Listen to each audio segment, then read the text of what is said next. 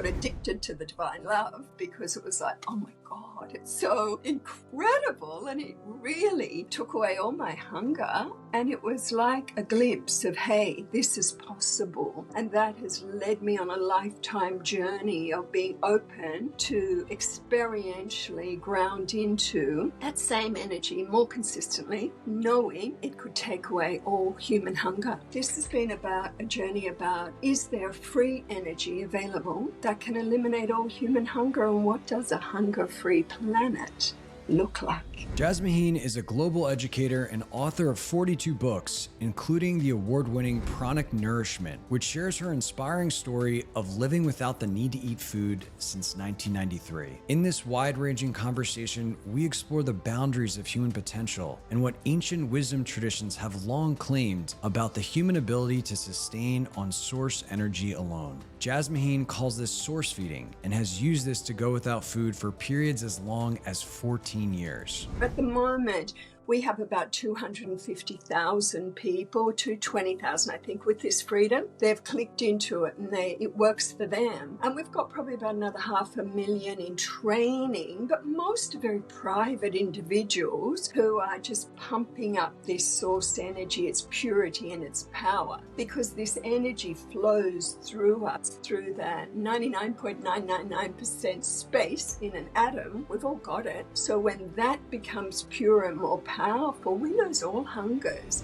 Jazz shares that your capacity for this type of potential comes down to shifting your personal vibration. How you spend your time determines your frequency, which determines which zone of reality is possible for you. We know if you're in a beta frequency, brain cannot play this game. If you go through alpha, not deep enough. It's like the knee deep in the bath. You have to go into the theta brain frequency pattern, then that changes the whole physiology of the body. Living this way has profound impacts for your lifestyle and creative potential. I found I would put my body to sleep. I'd wake up half an hour later and I'd go, body, I'll put you to sleep. And it goes, yeah, but I don't need any more. Ta-da! So you've got, like I was running 23 and a half hours of a day awake. Yeah, the creativity.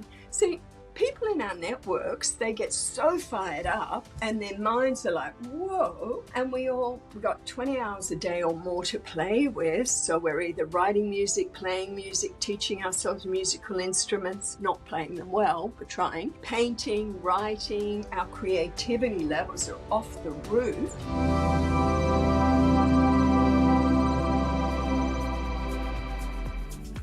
Before we get into this conversation, I want to ask you to join this amazing community of consciousness explorers. This whole idea of pursuing expanded consciousness and the boundaries of human potential while living a modern life is relatively new, which is why we interview revered masters, teachers, experts, and practitioners to help you on your own journey. To stay up to date on the latest conversations, simply click subscribe below and you'll be notified each time a new episode comes out. I am so grateful for all of your support and comments. I love reading them. Now let's dive into this conversation. Hey Jazz, how are you today? Really good and great to be with you. Thanks, Scott. Thanks for inviting me. My pleasure. And I think where I'd like to kick this off is, how the heck did source feeding come into your life? This is a extraordinary phenomena that you don't really hear too often. I know. You know, it's interesting because you can talk about an individual journey and you can talk about a public journey. And I know it may sound strange given my notoriety with this very controversial topic, but I'm basically quite shy and I never had this intention to share any of this globally, but situations occurred where that's what ended up happening. But I remember reading, and many people may have, that beautiful book, Autobiography of a Yogi. And in that, Yogananda talks about Giri Bala. And when I read it, I was so astounded by the love that was transmissioning off the pages, because I didn't know a book could do that. But when I heard about Giri, it was like, yeah, interesting, but I never was interested in doing it for me. Little alone did I know that's where I'd end up. I was a computer programmer working in international finance, and gosh, I never thought I'd be a writer. I never thought I'd be public. I never, ever could have imagined this. So it wasn't a longing, and it wasn't something I consciously sought. It was just something that the evolution of my own life led me into, just because, I've been meditating since I was 16. And I'm nearly 70 now, so it's a long time ago. And the very first meditation I had, my whole body exploded with so much light and so much love that it was like an instant revelation of, you are not a 16-year-old girl, you are so much more than you could imagine. And then I got addicted to the divine love, because it was like, oh my God, it's so incredible. And it really took away all my hunger. And it was like a glimpse of, hey, this is possible. And that has led me on a lifetime journey of being open to experientially ground into that same energy more consistently, knowing it could take away all human hunger. And that's our interest. This is not a path of, let's turn everyone on to no longer taking physical food, although if they were to cut back a lot, go vegan, do intermittent fasting, it'd be good for the planet and them and their health.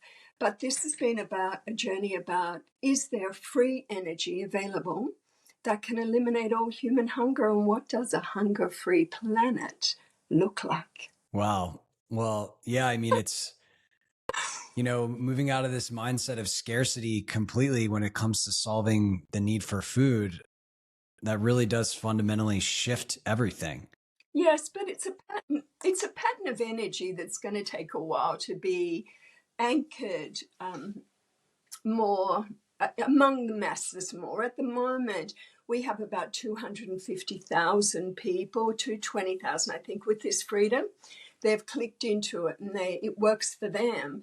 And we've got probably about another 500,000 in training, but most are very private individuals who are just pumping up this source energy, its purity and its power, because this energy flows through us, through that 99.999% space in an atom. We've all got it.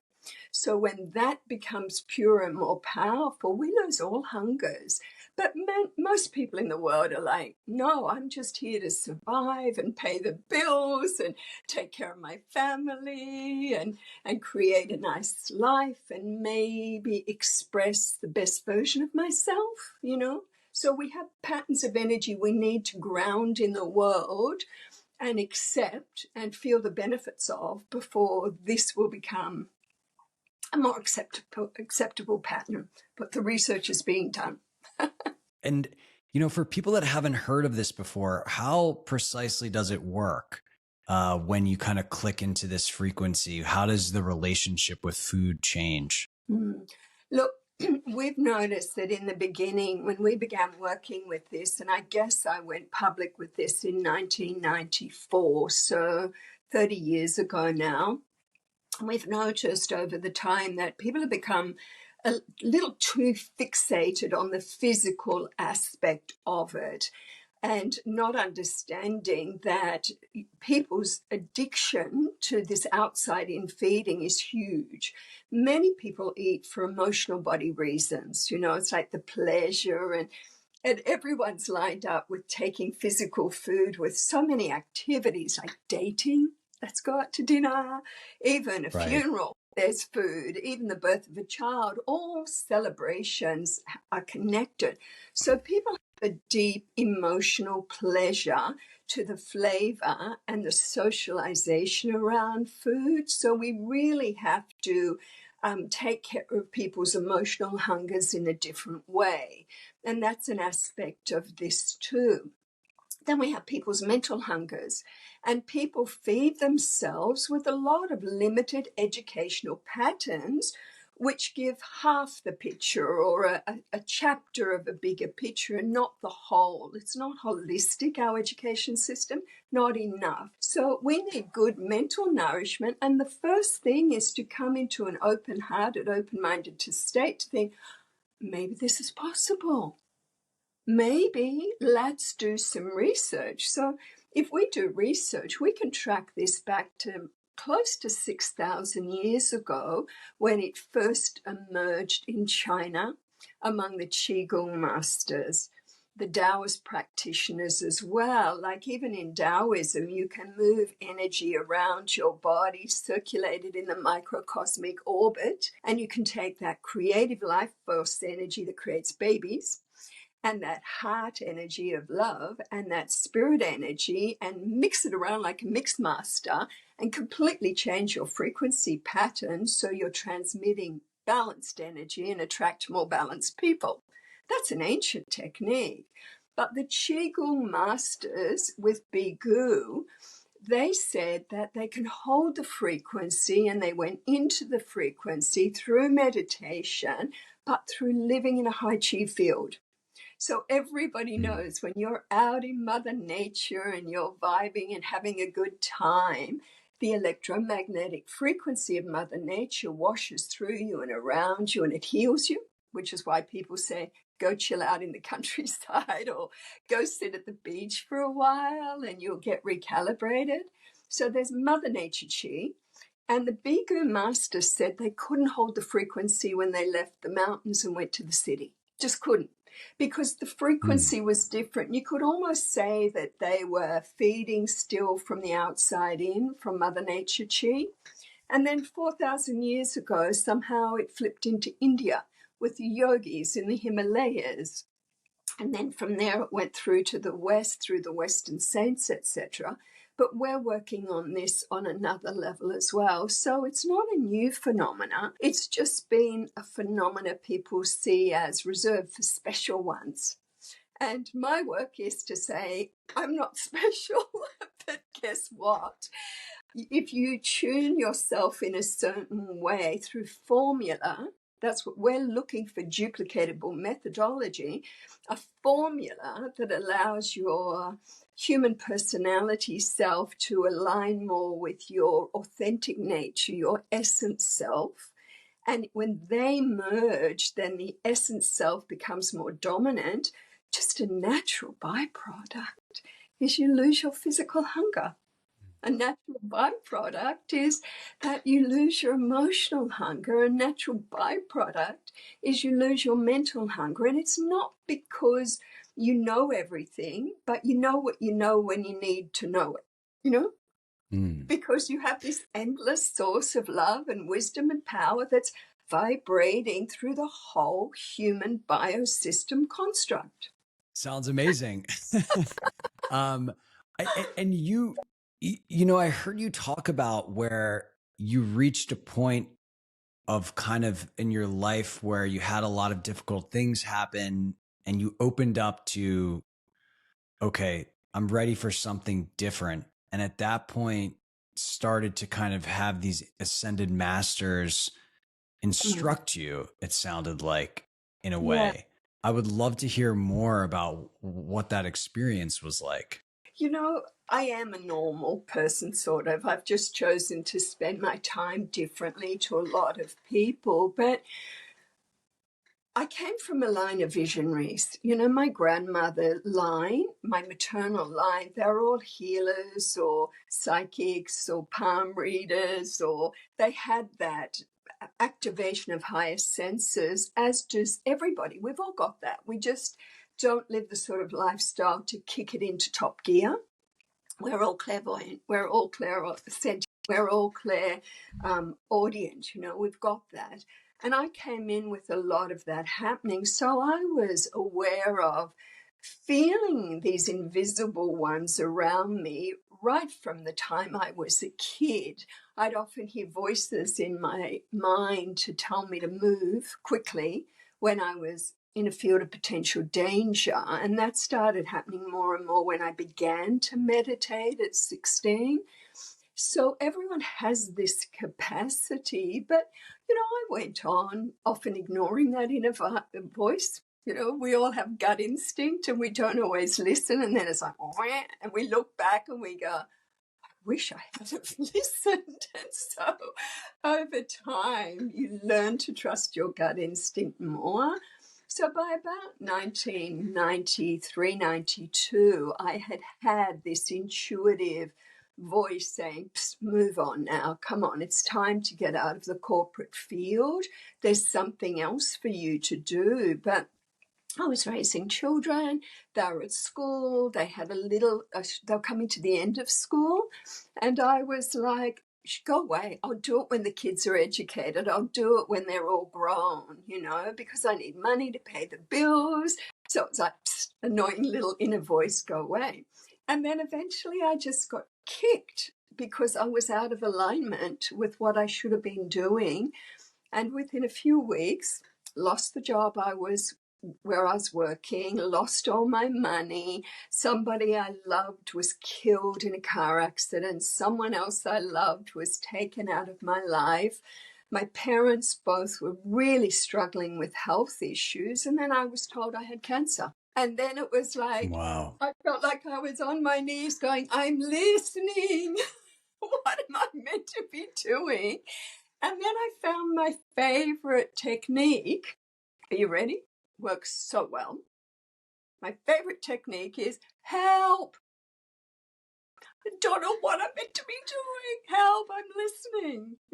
It's like life slams you sometimes when you're meant to move out of one pattern of energy and into the next, and you've been dragging the chain. And I didn't realize I was meant to be involved in this global pattern of experiencing source feeding myself and then writing about it, researching about it, taking all the research of the yogis and the Qigong masters to another level again, and just sharing it as a possible, once we understand it, eventual, perhaps, free energy systems. Sorry, this one's wants to join in. See? Now go down. Anyway, I know. And so, like having a free energy system available that can have such an impact on global resources and our environment and climate change and redistribution of resources just to eliminate hungers in our world. But that's what happened. So yes, help. But by that time, I'd already had some of these light beings in my field, but then they started to just zoom on in, and they'd come in as a flow of energy into my bedroom when I was meditating, and they started to show up a lot more and a lot more intensely. Wow. Wow. Thank you for sharing that. And, something that I know inevitably that will come up for people that listen to this conversation is, how is this not more well known? I mean, has anybody tried to study you or any of the people that you work with the traditional scientific methods? I hope you're enjoying this conversation so far. If you like what you hear, let me know by clicking like, subscribing to the channel, and responding with a comment around something that you found interesting in the conversation so far. In addition to these videos, I do a lot of writing on the exploration of consciousness and my own personal revelations in my newsletter called Consciousness, the Doorway to Human Evolution. To receive these updates and more, all you need to do is simply head to the link in the description below, and you'll be added to the community of 20,000 plus consciousness explorers receiving weekly ideas and inspiration in their inbox. I look forward to hearing from you there. Now let's get back to the show. Yes, I was involved in a lot. And like at one point, we'd set up this experimentation in Germany, and we had a couple of hundred people willing to be test guinea pigs for this who were doing it too, because I always felt it wasn't about me. It's about a group and the differences, because we're so unique as individuals. And the pathway we recommend, a lifestyle that works for me, does work for most people, but there's extra ingredients that we need to click in. And that may be a bit more humility, it may be a bit more patience. So originally we would try to set up these things, and we had a director of this medical facility who was so on board. But when the board found what he was doing, they sacked him and said no to our experimentation. And every time I tried to set it up, I got thwarted in some way. But then it became obvious to me it wasn't my job. My job was to be the researcher, to write the books, to explore the methodology. And other people like Prahlad, who the Indian yogi didn't eat or drink for about 80 years before he passed on, he had full testing. Dr. Michael Werner, the biochemist in Germany, had full testing. Hira Ratan Manik, the solar gazer, had full testing. And between them, they've spent years in hospitals, different hospitals. India, then America, because America says we don't rely on Indian protocol, you've got to do it with us.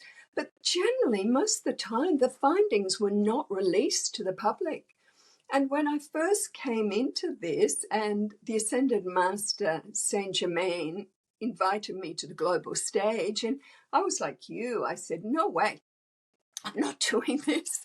And he just said to me, that's fine, we accept, but can you morally live with yourself when every second you know a child is dying of hunger-related diseases, you have a potential formula to eliminate that, and you're not prepared to share it with people? And I was like, all right, because I said, there's no way I'm going out there and talking about this because I'm going to get slammed. And he said, yes, this will challenge the billion-dollar pharmaceutical industry, the billion-dollar medical industry, because no need for drugs and generally we don't get sick. It'll challenge the billion-dollar food industry and you're going to reach 0.0000001% of people and you're going to get slammed a lot. And I went, no way, I'm not doing it, till he said this moral issue. And then I just said, well, if I'm going out there, you guys have got to walk beside me every step of the way. You really do. And honestly, for 7 years, I had so much grace and so much protection and so much support, because when something is beneficial for an evolving species, it's not going to go away. But it's fascinating to hear that it sounds like this actually has been studied. It just has been largely suppressed. Totally. Because look, where does the pharmaceutical industry go if all they've got to do is research a few things, but they're not constantly pumping out drugs for heart disease and obesity and all of that, when we know the research, and the research coming in that I really want to promote is the research with being vegan. Like just going plant-based, you can eliminate 95% of Western diseases. What? And I'm not talking about pretendo plant-based fake meat. I'm talking about non-processed plants, legumes, etc. 95% of disease in our world can be eliminated just by lifestyle and changing diet.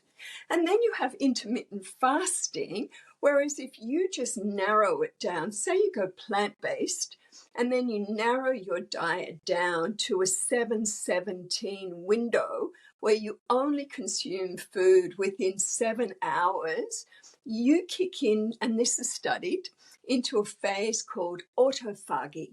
Now, autophagy is where your body goes, ooh, my master hasn't got food. My master's got to get super fit to go get food.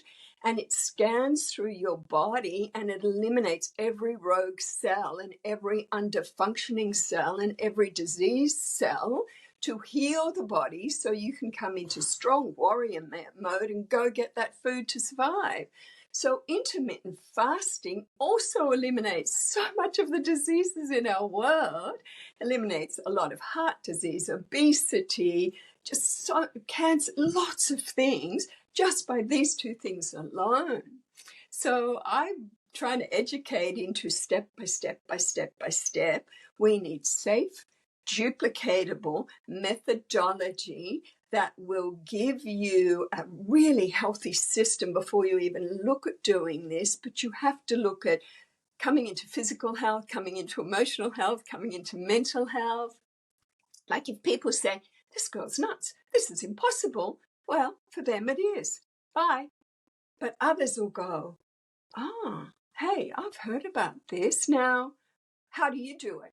I've heard what the others do, but how are you guys doing it? And our work is to find a duplicatable model, because when I started to talk to people like Prahlad when he was still in his body, Wiley Brooks when I met him, Hiratan Manik when I spent time with him in India, here is a system of solar gazing, which I do. It has limitation because if you're in Norway and it's winter and you get 2 hours sun a day, it's really hard to absorb enough of that solar energy through the eyes to maintain this. So it has limitation. Prahlad he was a child and he was walking through the Himalayas and he met 3 goddesses who, for whatever reason, they touched him on the lips and said, from this moment, you will never need to eat or drink again. And he said, immediately, if you put your tongue up behind the front teeth, about that far in, there's a little ridge or a hole. He said, immediately that switched on and he got this flooding of divine amrita, which is what the pituitary gland produces, never ate or drank again. But that's not a duplicatable system. How can you command goddesses to come and touch everyone on the mouth and switch it all on? That's so what we are looking for and have found a simple duplicatable system that we share a lot of in our online course on the alchemy of source feeding. But everyone's unique. But is it possible? For some, no. For others, maybe. And, it's like, I like to describe it like here's a bath full of water. And you can stand there and go, not dirty, not going anywhere near that, not interested. Off you go. Others go, ooh, and they go and stand beside the bath and they go, ooh, maybe I could get in. But they're not ready. They're just being educated. And then others get into the bath and they're knee deep in the liquid and they go, it's not working. It's like, no, honey, you've got to lie down and you've got to immerse fully in the frequency that can eliminate every hunger you have. And that's lifestyle, because how you spend your time determines your frequency, which determines which zone of reality is possible for you. We know if you're in a beta frequency brain, cannot play this game. If you go through alpha, not deep enough. It's like the knee deep in the bath. You have to go into the theta brain frequency pattern, then that changes the whole physiology of the body. So it's a science. It's a duplicatable way of spending time and clicking into the right brainwave pattern and being open-hearted and open-minded and getting aligned, if you want, but many don't. But is it good? Now, is it beneficial? Oh my God. You're never hungry. You're never full. You're never empty, but you have this feeling of just rightness in the body. You get stronger. You don't get weaker because the nutrition is so pure. Now, we're tapping into the energy that brought creation into being. So it's got vitamins, minerals, proteins, carbohydrates, everything you need, because it's the baseline frequency of creation that we're aligning to. Now, if this energy can bring a universe into being, it should surely give us breakfast, lunch, and dinner. Logic. But it's aligning, it's dropping deep enough into the frequency field for it to be a truth for you. And that is lifestyle and how we choose to spend our time and our coding too. One of the things we do a lot is what I call quantum coding. I would love to hear more because it sounds like there's a composite of choices and activities that make these potentialities possible. And some of them are more practical, like choices you make and how you live your life. But it does seem like there's actually particular practices that can facilitate this. And I have heard you talk about quantum coding. So I would love for you to explain what that is. Quantum coding, like to me, I'm going to go a bit out there, so bear with me. But to me, I've come to understand in the five decades of my meditation that everything is holographic. We're in the Matrix. Go Keanu Reeves, go through the Matrix movie, all of that. We can align in beta frequency brain into the Matrix, or we can go into a different version of Earth through the alpha brain, a different version a different hologram through the theta where different things are possible.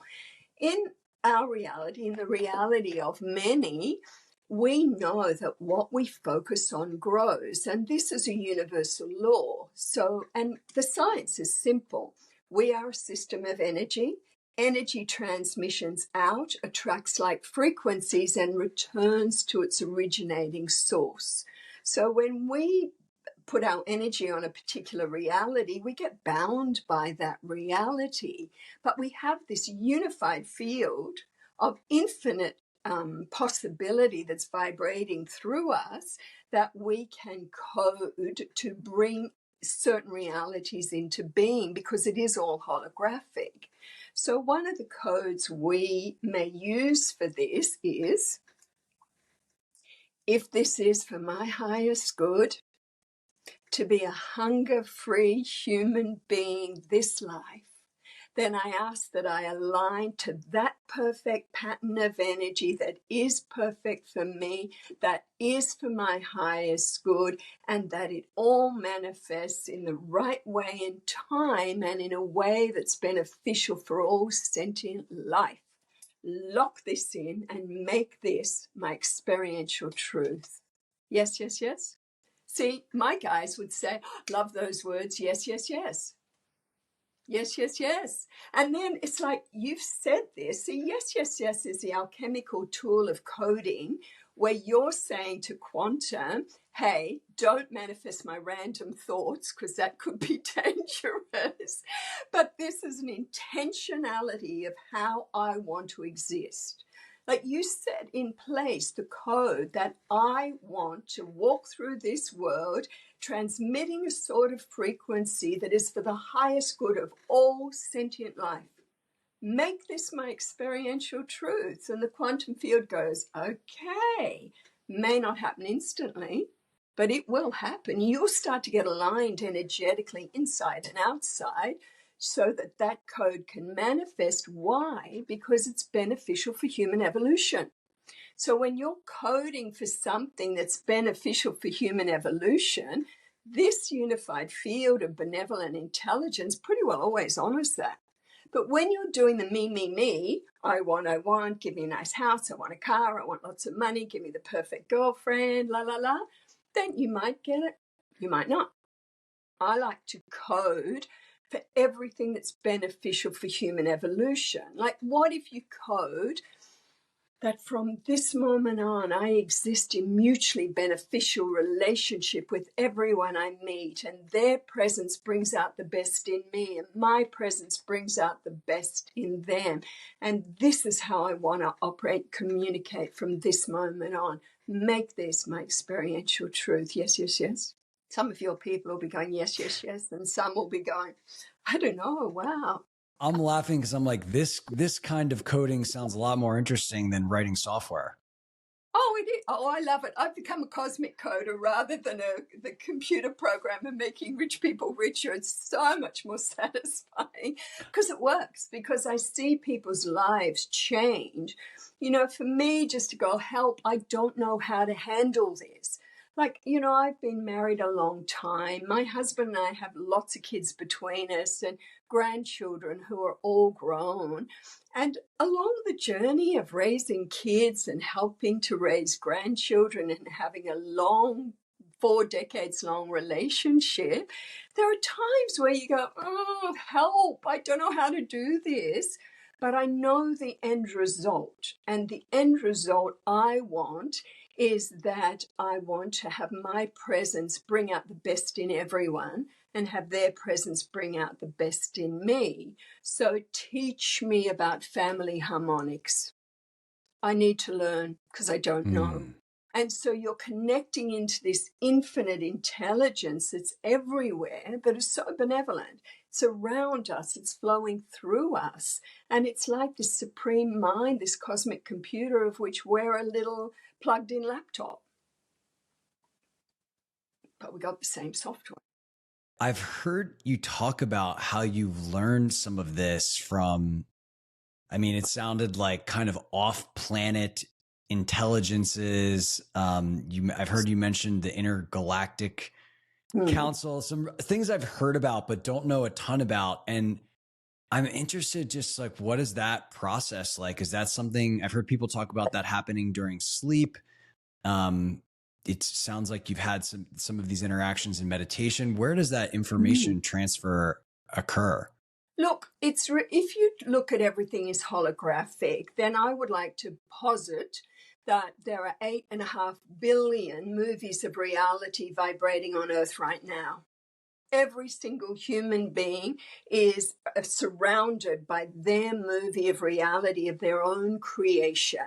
Because again, our education, what we give time to, energy, thoughts to, we keep drawing from the quantum field. This is just an established fact many are aware of. And it's also the universal law of resonance.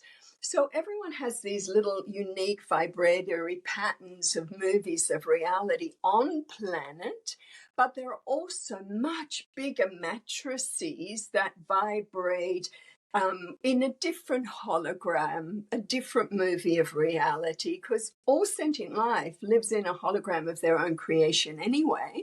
So let's say for me, I connected in when I was 16 in the matrix from the Vedas. I was taught meditation by an Indian guru and the techniques worked. And for me, I spent 20 years applying the wisdom of this Indian Vedic lineage.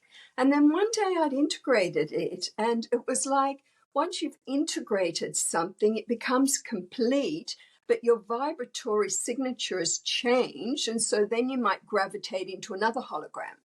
The next hologram I found myself pulled into, you could say, or matching, was the Ascended Master hologram, where we received this whole guidance and understanding of source feeding and the work that I've been doing for a long time. But once I integrated what they were sharing and what I needed to understand from then, I was given the opportunity actually to leave the planet. I chose to stay, and because I'd finished my work, and I said, if I stay, I'm going to need a new job. What's next? Because I want to stay.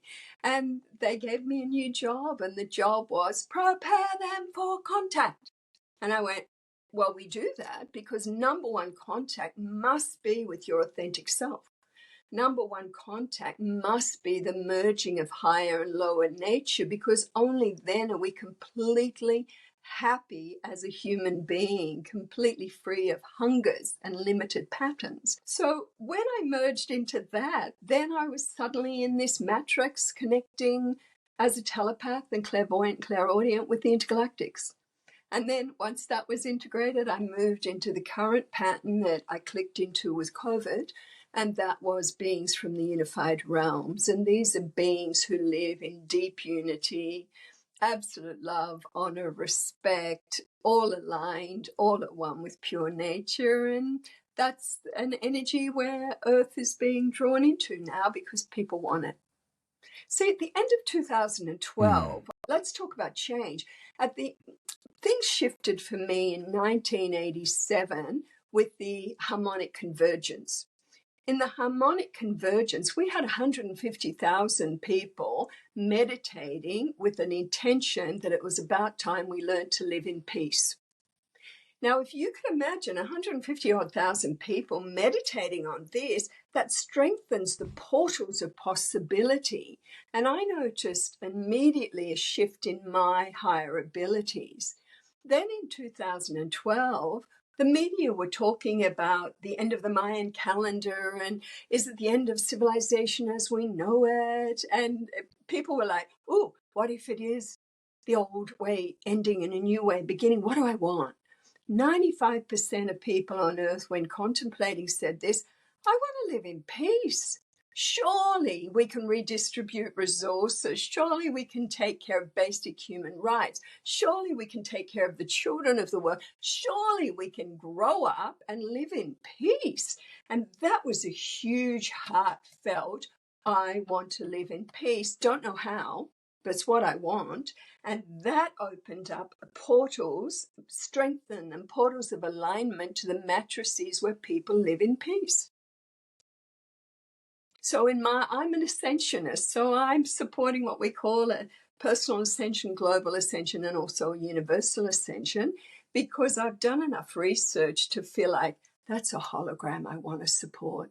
You don't have to support the war and horror and terrorism hologram. You can disconnect energetically, stop focusing on it, and start to focus on fulfilling what you were born to do, and do it with joy and ease and grace. End result, unity consciousness within you and within the world.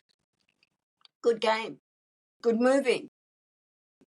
We play any movie we want. It sounds like a good movie to me. And I think a lot of people might not be familiar with this concept of a holographic reality.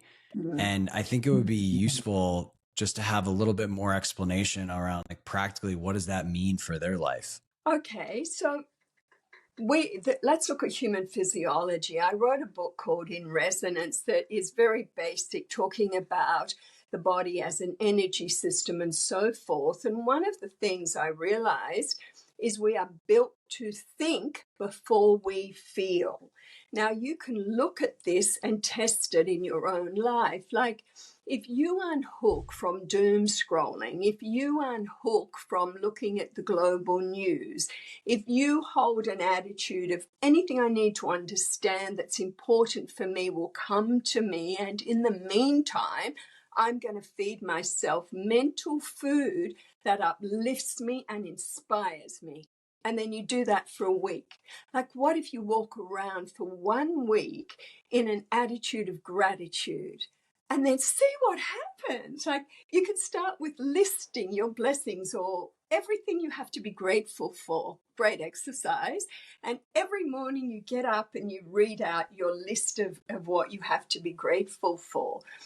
I'm grateful for the fact I live in Queensland, subtropics, and I live close to the beach. Thank you. I'm grateful the sun shines. I'm grateful for my children. I'm grateful for my friends. I'm grateful for my loving partner. I'm grateful for being human on earth. I am grateful for. And every day you start recognizing what you have to be grateful for and focusing on that. And then you begin your day. Firstly, you begin a day with a heart full of, and this unified field goes, there's a grateful little puppy. Let's give them more to be grateful for, because like attracts like.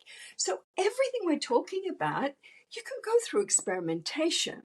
Like I found when I was about 13, how would I feel if I went vegetarian? Because I felt I didn't want to be involved in taking meat.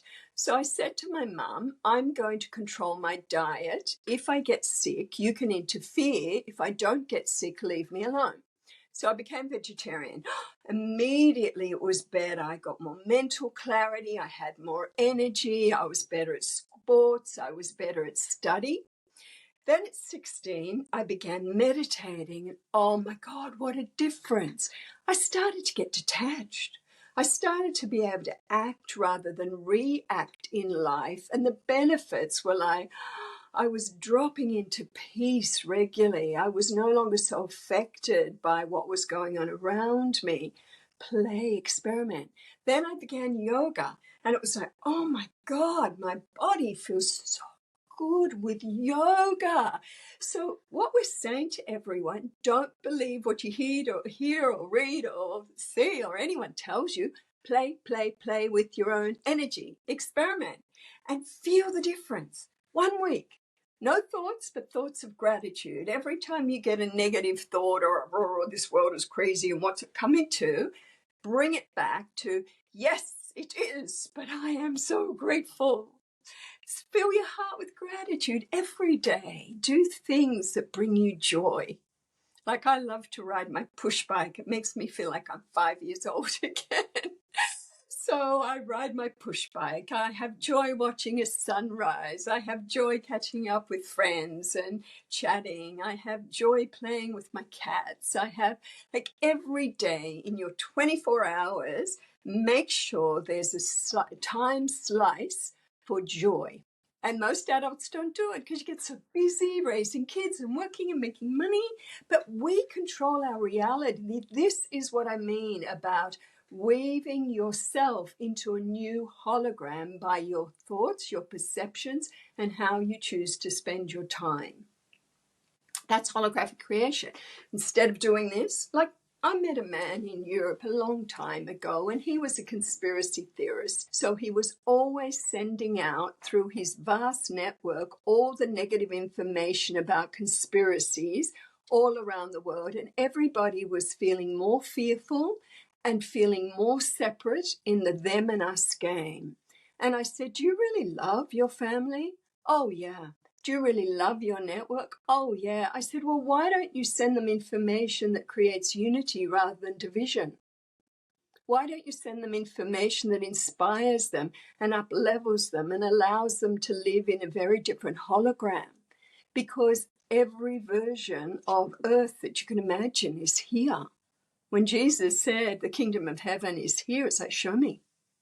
When Buddha said the pure land is here and it's inside you, show me. Show me. This was one of my questions. Show me the truth of all the wisdom of the wisdom carriers and the holy ones. Let me experience what they're talking about. I'm ready for this. And the quantum field goes, well, okay. Now, I couldn't learn it through Christianity, but I could learn it through Eastern tradition, through meditation. So show me how I can be in this world where I bring out the best in humanity, where humanity brings out the best in me. Show me the kingdom of heaven on earth, if that is true, if that is here. Align me so I can experience it, not just read about it. But you see, I'm unusual. I have these thoughts. Not everybody does. What strikes me is a lot of people, myself included, have just been conditioned not to ask. Like the idea that you would have the audacity to ask for some of these things as a person. That's something that I have faced. One of the Ascended Masters, when they were giving me an opportunity to do something, and I went, no, I'm not worthy. I'm no one. And this one said to me, beware of false humility. False humility has stopped more people than you can imagine on advancing on their spiritual path. And false humility is a patriarchal control system mechanism to keep us in fear and separation. I'm not talking about ego here. We're not coding through ego. We're coding that from a point of saying, if our world has been filled with these holy beings who've come and in truth spoken about much the same thing, if what they're saying is true, then please allow it to be a real experience for me rather than a mental construct. I'm asking with humility. I'm asking to experience who I really am beyond the personality. I'm asking to have an experience of my own divinity that is so incredible it will knock my socks off and I will never have doubt again. I am a citizen of planet Earth, and I am asking to experience the version of Earth that the Holy One spoke about, called the Kingdom of Heaven. Tune me and align me so that that can be my experiential truth. Lock this in, make it real for me, and the whole universal forces go, yay! Another one's finally asking. So you can be as limited by false humility as you want. You can be as limited by patriarchal systems or matriarchal systems or the matrix that Keanu was escaping from as you want. Or you can just go, done. Don't want to play there anymore. It's just a movie.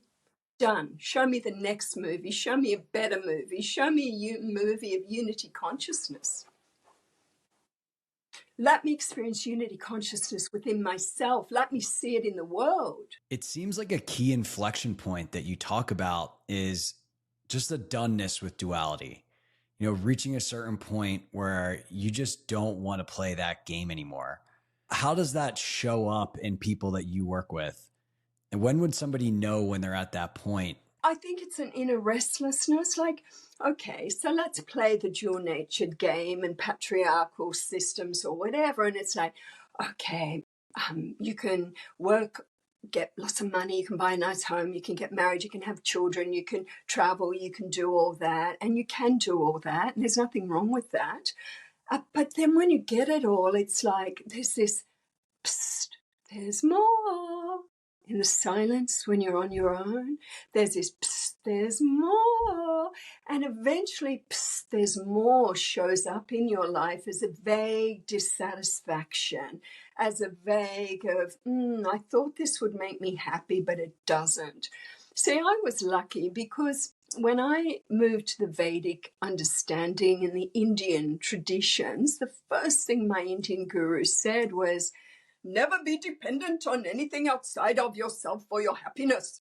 Because if you lose it, where are you? If anything external goes, where are you? And all of the holy ones will say the source of infinite happiness lies within you.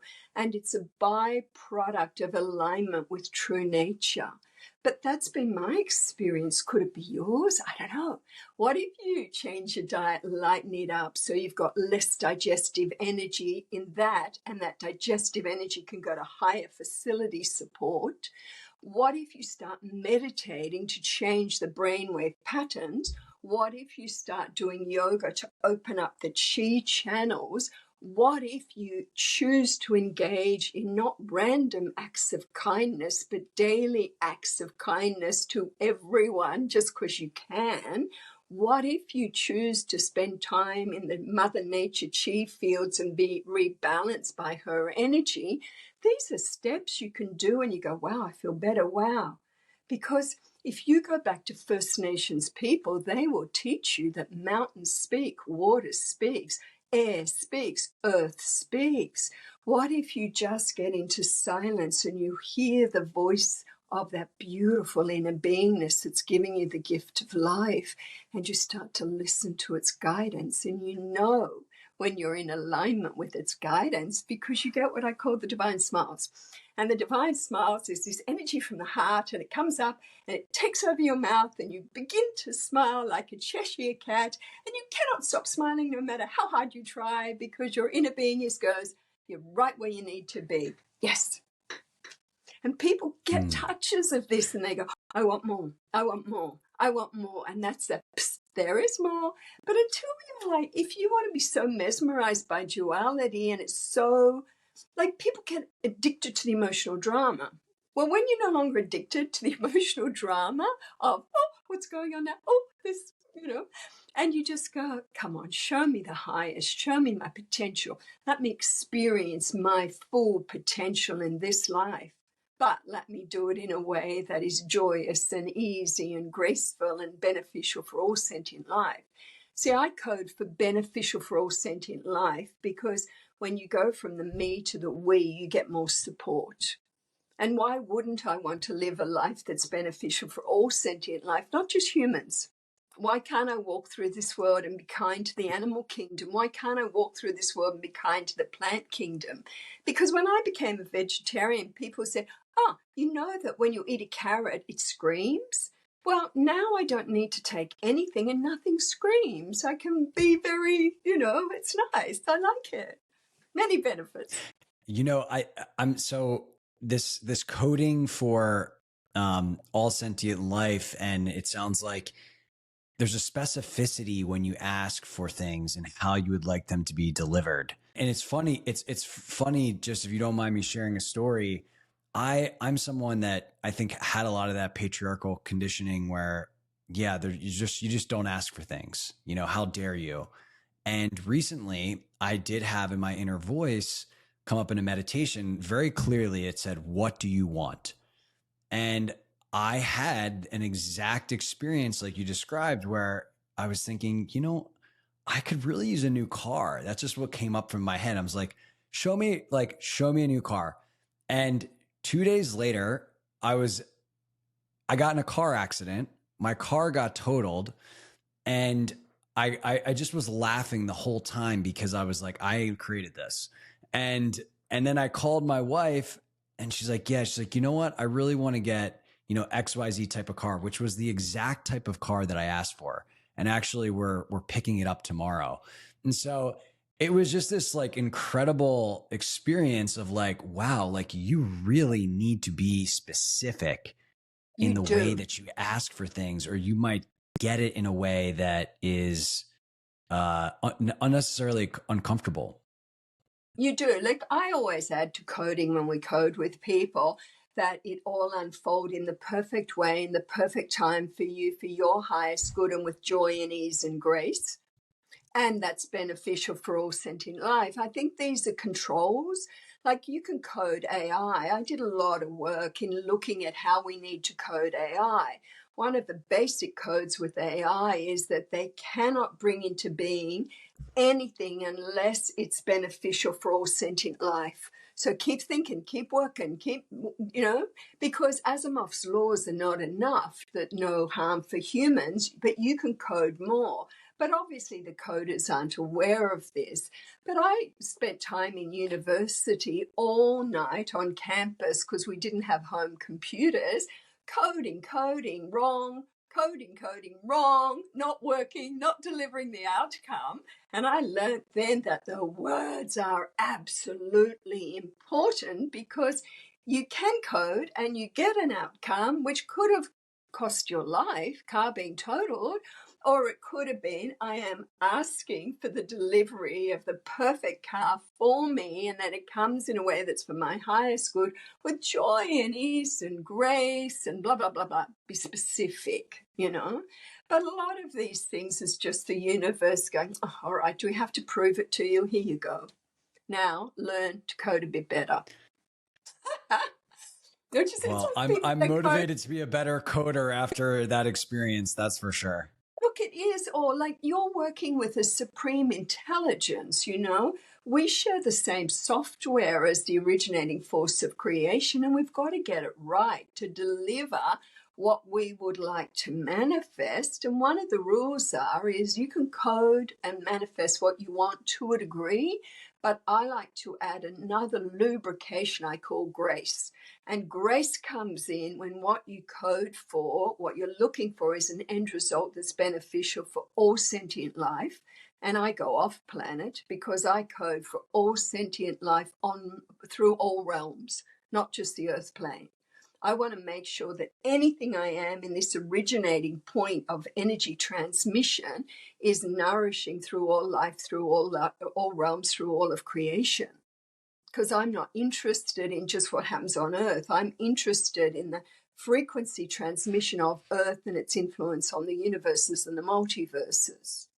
But then I have different training. I'm hooking into training that what I call the higher light science. And my training is in matrix mechanics. And matrix mechanics is the merging of different realms. And how do you align it up? Because if you get a frequency here and another there, it's like blah, blah, blah, like 2 3-dimensional airplanes. If they crash in the sky, big explosion. But you can get a 3rd-dimensional aircraft with a higher frequency field craft, and they'll pass through each other with a little shudder. So the merging of matrices, I would rather have happen. I want to happen smoothly without any negative fallout. So my science is the study of matrix mechanics and the merging of realms. And that means you have your human ego personality self. And that's a construct from culture, from parents, from experiences, from genetics, from belief systems, from the matrix, Keanu Reeves matrix. And you vibrate there. And then you have the yogi game that goes, turn your senses inward, discover the greater part of who you are, become aligned to your pure, already enlightened nature. And its matrix has a different vibratory pattern. So you've got personality matrix and this matrix, and they got to merge. And so you don't want to suffer for your divinity. You want to merge back into that part of you with joy and ease and grace. So there is a science to that, and it's called the science of matrix mechanics, which is part of interdimensional energy field science. I'm writing a book about this at the moment. Wow, amazing. And this is actually something I was curious about as I thought about what would life be like if I didn't need to eat. Like, do you need to sleep less? I imagine your capacity for creativity is off the charts. This was something I didn't like, and I coded not to do it. I found I would put my body to sleep. I'd wake up half an hour later and I'd go, body, I'll put you to sleep. And it goes, yeah, but I don't need any more. Ta-da! So you've got, like I was running 23 and a half hours of a day awake, and I miss the dreaming. I like dreaming, and I like what I experience in the dream time, because I have a lot of dreams that aren't really dreams, as many people do. And I missed that. So I really had to code to sleep more. But yeah, the creativity. See, people in our networks, they get so fired up and their minds are like, whoa. And we got 20 hours a day or more to play with. So we're either writing music, playing music, teaching ourselves musical instruments, not playing them well, but trying, painting, writing. Our creativity levels are off the roof, that people actually get tired of revving like that. And so then they begin to play with a bit of food, not because they need it, but to kick in the digestive system, to drop their energy so they're less creative, and now they can sleep, at least while they're doing a bit of digestion. So we use food to dull us down, but not to give us energy, because the pranic energy is so pure that your body you get stronger, you get more creative, you need less sleep, you get, you think of something and it manifests, and your telepathic abilities can be so intense that you have to shield them, because you don't want to be reading the minds of everyone you meet, because when you tune into the thought streams of people, it's quite shocking what they think. So I screened all that to only connect with beings whose thought forms were beneficial and for my highest good. So you learn techniques to screen, and you learn techniques to be able to put it down and put it up, your levels of creativity. Like we meet people who've been doing this for a long time, men, and then suddenly they meet a woman and they fall in love, but she's not pranic. And so they go, okay, well, there's the dating game, and she likes restaurants. And so maybe they'll start to take a bit of soups or liquids to socialize or date. Maybe they'll drop a little bit to match more. And then when they're comfortable, go back more to that when their partner's comfortable. Because this isn't about locking into something and staying there. It's about giving yourself a deep enough experience to know without a doubt that this is a freedom for you, and then choosing to work with it in a way that allows you to live your life as a human being on earth.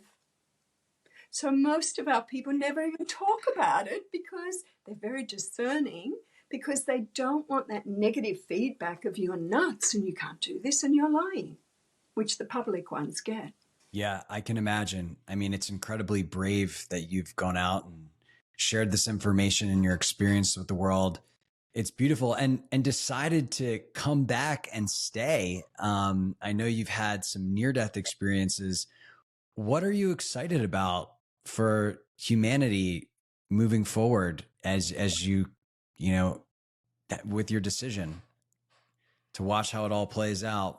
I am withdrawing, and I will probably leave this body in the next 2 years or so, even though I'm fit and healthy. I have another contract. I've got another job. But I will say, and I am working now to complete my legacy of all that I've understood through our online courses. So if people are interested, they can get the data there. But I must tell you, what we see for Earth is brilliant, brilliant, brilliant.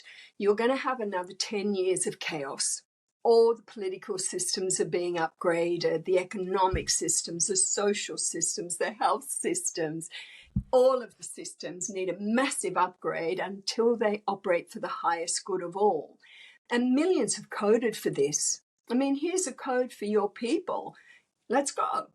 As a citizen of planet Earth, I am now calling for the upgrade of every single system on Earth, from educational, political, social, health, every system, spiritual, everything. I'm asking for an upgrade of every single system on Earth so it operates for the highest good of all sentient life. This is my heart's desire.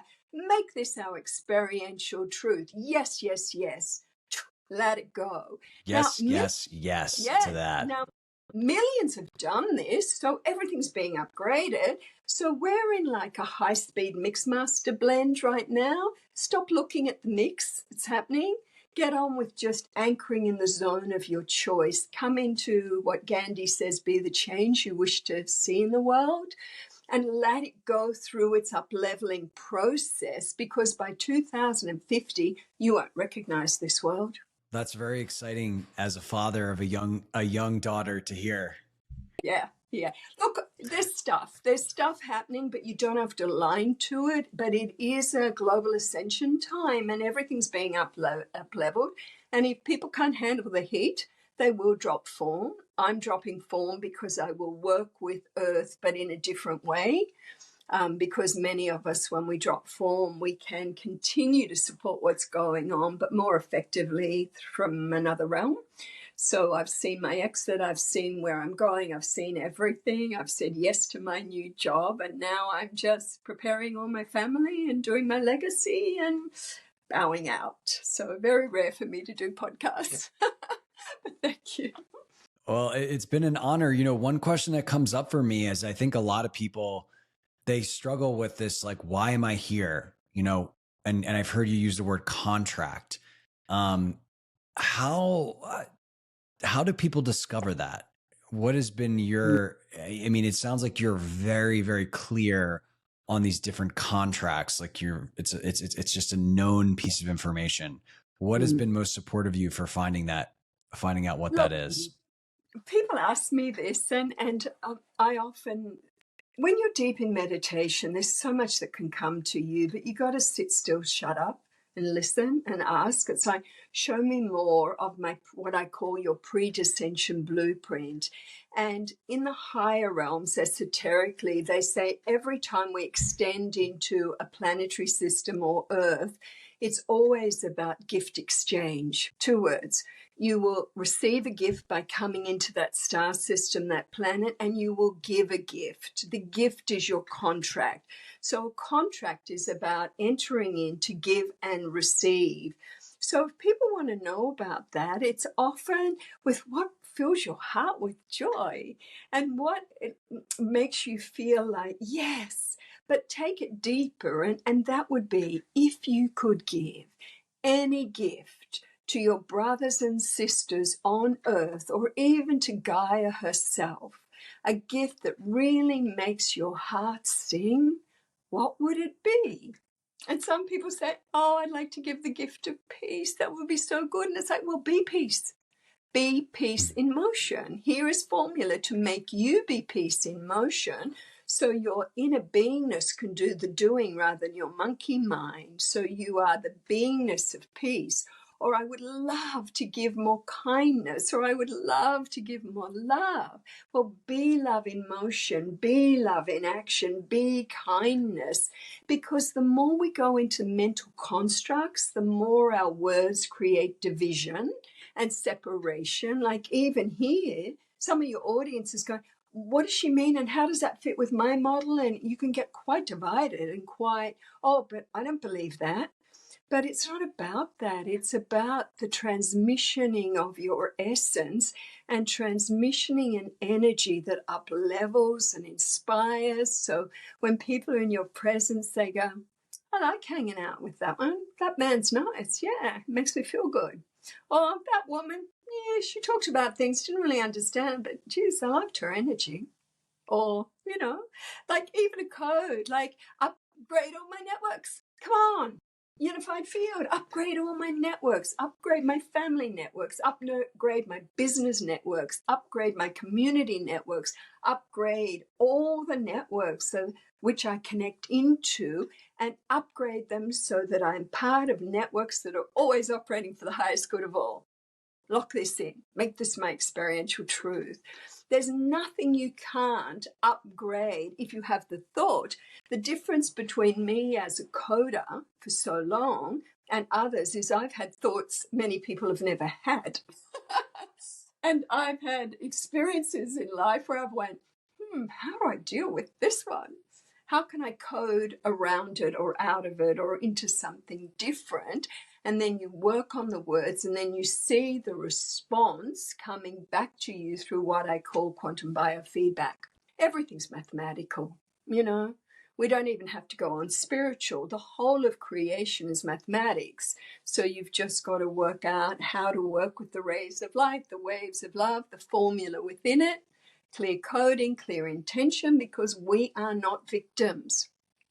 We are not locked into a patriarchal society of, oh my God, look at the war and what the governments are doing. We control our reality by setting clear intention about how we want to operate as an energy system moving on Earth and beyond. And I refuse. And it's not about ignoring. It's not about burying your head in the sand. It's like, that game is boring. The duality matrix and patriarchal control systems of a limited distribution network where we have starving children, people struggling with war-torn countries and the control games and the war games, I'm just not interested in playing. It's not my movie, it's not my game, so I don't give it attention, and I spend my energy on what I do want to experience on Earth, and I do make sure that I'm involved in creations that unify rather than divide. Because we can play it any which way. How do you want to play it? Well, I think a lot of people listening want to learn how to play it. And so maybe this is a good time to bring this one to a close. If people are excited about the message and some of the inspiring things that you shared and want to learn from you, where can they do that? Look, we have my jasmuheen.com website, and it will link you to all our online courses. Our online courses, some of them are like for you to work through for 3 months. Like source feeding is a result of your frequency. That means you've got to fine tune your frequency through your lifestyle. In fact, refining out of one matrix into another is about your personal keynote and vibration. So all of the tools we have are there so people can access them for as long as they want. We don't have courses that you better do it within a month and then you can't do it anymore. They're forever for you. And it is a matter of setting up a way of listening to the master within, because the perfect guide is within you. Like I say to people, I act as if there are billions of ears listening to me all the time. And that's the quantum field. That's the unified field. And so I talk. You can hear I'm a good talker. And it's like I just act as if it's listening, but I'm very conscious of what I'm asking for. Like maybe a code will be, look, just align me to the perfect channels I need to be aligned to for this final chapter of my life. Bring through me everything that I need to transmission in this world through my courses. That is for the highest good of all. That's all I'm interested in. Make it my experiential truth. And the fields go, okay, master. Like, here's another code. You have the now moment, and then you have this new reality from now into the future. You can code into that how you want to exist. So your intention is from now till when I leave this world, I am asking to be aligned to the channels that will allow me to love being human, to love living life on earth, to be able to love the people I love beautifully, to fulfill what I was born to do with joy and ease and grace, to go beyond the limitation of time and to experience everything in the perfect way and time for me in a way that is beneficial for all sentient life. That's my intention from now to when I access this world. Make this my truth. So you can transcend time limitations, you can expand time, you can contract time, but you have to be clear. How do you want to operate?